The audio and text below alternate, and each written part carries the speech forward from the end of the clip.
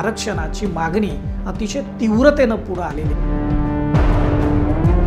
आरक्षण हेच मराठा समाजातील गरिबी हटावचं उत्तर आहे का? नेमकं काय घडत आलं की आजची ही वेळ आपल्यावर आली? जर हे नेते आपल्या कामाचे नसतील तर त्यांना पुन्हा पुन्हा आपण का निवडून देतो?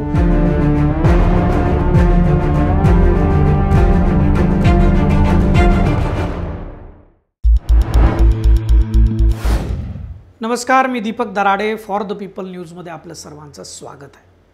मंडळी, मराठा आरक्षणाच्या मागणीची तीव्रता आजच्या घडीला ही प्रचंड आहे, खूप आहे। समाज संवेदनशील झालेला आहे, तो भावनिक झालेला आहे आणि त्याची कारणं देखील तशीच आहे। आरक्षण मिळावं ही मागणी ही मराठा समाजाची काही चुकीची नाही आहे, पण केवळ एकटा मराठा समाजाचा आरक्षणाचा प्रश्न आहे का? तर तसं नाही आहे। महाराष्ट्रामध्ये धनगर समाजाचा या आरक्षणाचा लढा दीर्घ काळापासून सुरू आहे। आता हे आरक्षणाच्या लढाया अत्यंत गुंतागुंतीच्या आहेत। म्हणजे मराठा समाजाला ओबीसीतून आरक्षण दिलं तर ओबीसी समाज हा रस्त्यावर येणार, आंदोलनं करणार, आणि धनगर समाजाला एसटी प्रवर्गात आरक्षण दिलं तर आदिवासी आंदोलन करणार। परंतु आरक्षण हेच गरिबी हटावचं उत्तर आहे का? याचा विचार कोणीच मांडत नाही आणि करताना देखील दिसत नाही। मुलांना शिक्षण देणं परवडत नाही, शिक्षण घेतलेल्या मुलांना खाजगी क्षेत्रामध्ये नोकरी मिळत नाही, त्यामुळं सरकारी नोकरी तरी मिळावी या आशेनं मराठा समाजाची आरक्षणाची मागणी अतिशय तीव्रतेनं पुढे आलेली आपल्याला दिसते। परंतु आरक्षण हा एकमेव मार्ग आहे का विकासाच्या प्रवाहामध्ये येण्याचा? याविषयी कुणीच सविस्तरानं मांडणी करताना दिसत नाही। नेमकं काय घडत आलं की आजची ही वेळ आपल्यावर आली? याबद्दल कोणी बोलताना दिसत नाही। याच मुद्द्याकडं, आजच्या मुद्द्यावर बोलूया, आपल्या विशेष कार्यक्रमामध्ये आपलं लक्ष वेधण्याचा माझा प्रयत्न असणार आहे। आरक्षणाची ही जी मागणी आहे ती आत्ता अचानक गेल्या 2-4 महिन्यात पुढे आली का? तर नाही। गेल्या 40 वर्षापासून मराठा आरक्षणाचा लढा हा सुरू आहे। कैलासवासी अण्णासाहेब पाटील यांच्या नेतृत्वाखाली पहिलं आंदोलन झालं होतं, तेव्हापासून ते आजपर्यंत हा लढा सुरू आहे आणि आता तो अधिक तीव्र झाला आहे। 2016 लाखोंच्या संख्येने मराठा क्रांती मोर्चे निघाले। आरक्षणाच्या मागणीसाठी महाराष्ट्रातल्या विविध शहरांमध्ये त्यावेळी 58 मोर्चे निघाले होते। हे मोर्चे अत्यंत शिस्तबद्ध आणि शांततेमध्ये निघाल्यानं त्याचं प्रचंड कौतुक झालं। परंतु आता तोच मराठा समाज रस्त्यावर उतरला। मनोज जरांगे पाटील हे विस्थापित आणि आर्थिकदृष्ट्या मागास मराठा समाजाचं नेतृत्व म्हणून उदयाला येत आहेत। त्यांनी आमरण उपोषण सुरू केलं असतानाच महाराष्ट्रात अनेक ठिकाणी रास्ता रोको आंदोलन होतोय।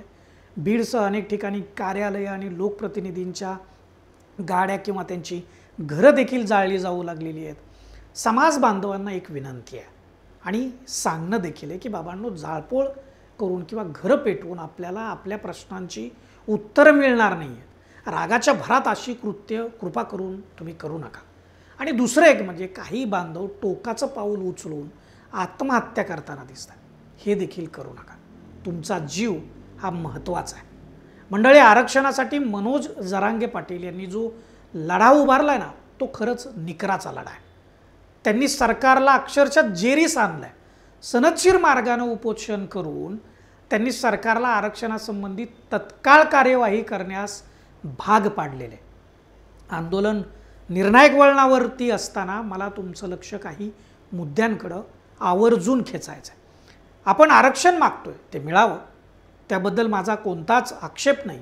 परंतु आरक्षण हेच मराठा समाजातील गरिबी हटावचं उत्तर आहे का? याचं उत्तर आपण कधी शोधणार?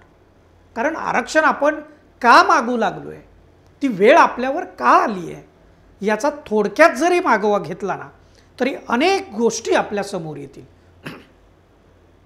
मंडळी, आपल्याला आरक्षणाची गरज पडली कारण मुलांना चांगलं शिक्षण देण्यासाठी खर्च परवडत नाही, चांगल्या कॉलेजला प्रवेश मिळत नाही कारण चांगल्या कॉलेजेसची संख्या खूप कमी आहे, इंजिनिअरिंग मेडिकलला प्रवेश मिळत नाही कारण या अभ्यासक्रमासाठीच्या जागा मर्यादित आहेत आणि त्याची चांगली कॉलेजेस देखील संख्येनं खूप कमी आहेत। आणि पुढचा प्रश्न येतो तो म्हणजे या शिकलेल्या मुलांना खाजगी क्षेत्रामध्ये नोकरी मिळत नाही, त्यामुळं सरकारी नोकरी मिळण्यासाठीचे प्रयत्न त्यानंतर सुरू होतात। मुळातच सरकारी क्षेत्र आता दिवसेंदिवस कमी होताना आपल्याला दिसत आहेत आणि नोकर भरती कमी होत असल्यानं जागाच मर्यादित आहेत। परिणामी राज्यसेवा केंद्र सेवा आयोगाच्या परीक्षेसाठी लाखो मुलं बसतात आणि जागा थोडाच असल्यामुळे नोकरी खूप कमी लोकांना मिळते। हेच मोठं कारण आहे आता वेगानं जी आरक्षणाची मागणी समोर येते ती। पण हे का झालं त्यावर आपण विचारच करत नाही आणि ज्यामुळे हे घडतंय ते सुधारवण्यासाठी आपण ना मागणी करतोय ना आंदोलन ना उपोषण, त्यामुळे सरकारही ढिम्म होऊन बसतंय।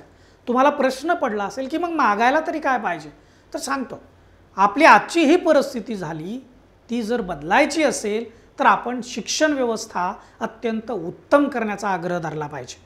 सर्वांनाच उच्च दर्जाचं शिक्षण मिळायला हवं यासाठी आंदोलनं व्हायला पाहिजेत। दुसरी गोष्ट, शिक्षण मिळालेल्यांना तत्काळ लगेच नोकरी मिळाली तर आरक्षणाची गरज कुणाला भासणार आहे। त्यामुळे रोजगाराच्या संधी उपलब्ध होण्यासाठी रोजगार देऊ शकणाऱ्या क्षेत्रांचा विकास आणि त्यासाठी मूलभूत पायाभूत सुविधा निर्माण करण्यासाठी आपण सरकारवरती प्रचंड दबाव निर्माण केला पाहिजे। आता बघा एक साधं उदाहरण आपण चर्चेला घेऊ। आज आरक्षण मागणारा मराठा समाज असो की ओबीसी मधल्या अनेक जाती जमाती असो, एनटी मधला समाज असो, हे मराठा माळी धनगर वंजारी साळी कोळी अशा 18 पगड जातींचा कोणता व्यवसाय होता वर्षानुवर्ष, तर त्याचं उत्तर आहे शेती। शेती आणि शेतीशी संलग्न व्यवसाय हे होते आपल्या रोजीरोटीचे व्यवसाय। गेल्या 75 वर्षातला म्हणजे स्वातंत्र्यापासून ते आत्तापर्यंतची आपली वाटचाल पाहिली ना तर शेतीला चांगले दिवस आणण्यासाठी खूप कमी प्रयत्न झालेले आहेत। कुटुंबातील लोकसंख्या वाढत असताना शेतीचं क्षेत्र जे आहे ते कमी होऊ लागलं। शेतीला पाणी नसल्यानं आणि लहरी पावसावर शेती अवलंबून राहिल्यानं ठोस उत्पन्नाची हमी नाही। शेतात पिकं आलीच तर त्याला कवडीमोल भाव मिळाल्यानं शेतकऱ्याच्या हातात काहीच शिल्लक राहिलं नाही। म्हणून कृषीप्रधान असलेल्या आपल्या देशामध्ये सर्वाधिक रोजगार निर्मिती क्षमता ही शेती आणि संलग्न व्यवसायामध्येच आहे। परंतु शेतीसाठी बारमाही पाणी, योग्य बाजारभाव मिळण्याची हमी आणि संलग्न व्यवसायांसाठी शेतीच्या आर्थिक पाठबळ आणि शेती क्षेत्राच्या विकासासाठी आवश्यक पायाभूत सुविधा हे सर्व होण्यासाठीचा तीव्र लढा आपण उभारायला हवा। त्यासाठी सरकारकडे आग्रह धरायला हवा। ही व्यवस्था जर सुदृढ झाली तर असंख्य प्रमाणामध्ये रोजगार उपलब्ध होऊ शकतो आणि तो झाला तर आरक्षणासाठीची लढाई लढावीच लागणार नाही। मुळात यासाठी राज्यकर्ते मोठ्या प्रमाणात कारणीभूत आहेत।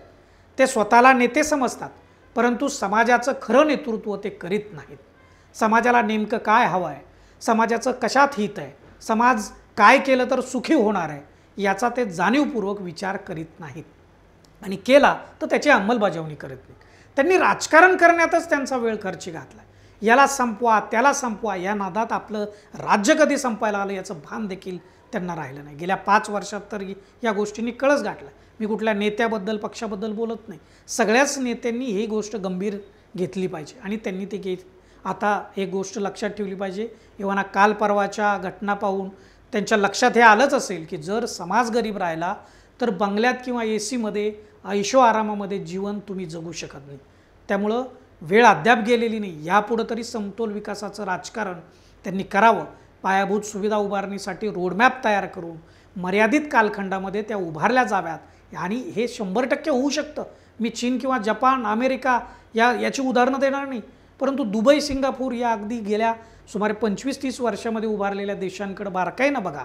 वाळवंटात जिथं एक झाड उगवू शकत नाही तिथं पंचतारांकित दुबई उभा राहू शकते।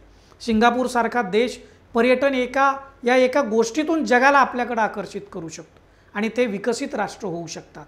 तर भारतासारख्या महाराष्ट्रासारख्या संपन्न प्रदेशाला विकासाची खूपच मोठी संधी आहे। आपण कमी पडलो ते या दूरदृष्टीहीन नेत्यांमुळे।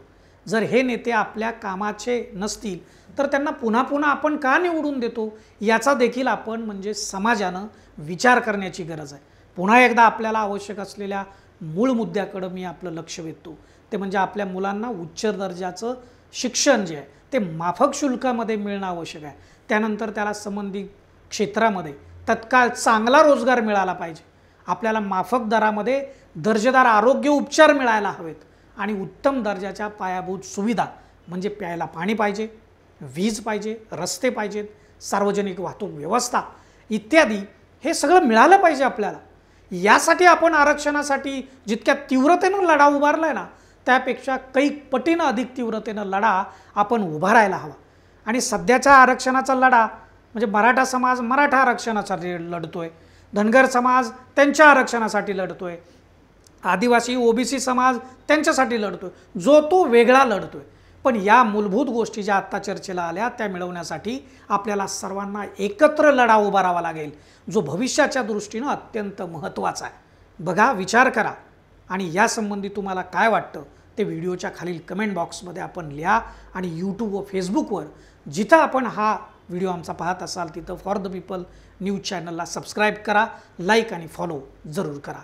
धन्यवाद।